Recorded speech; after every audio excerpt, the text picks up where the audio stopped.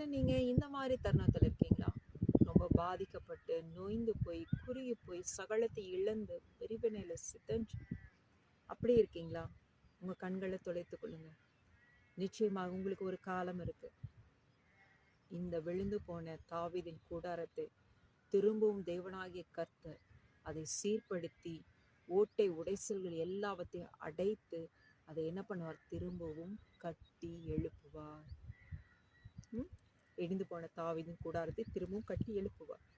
ஆகையினால you don't worry. நிச்சயமா சொல்றேன். எனக்கும் அப்படிப்பட்ட ஒரு சூழ்நிலையிலிருந்து கர்த்தர் ஒரு விடுதலை கொடுத்தார். என்னுடைய மகன் பிறந்து 3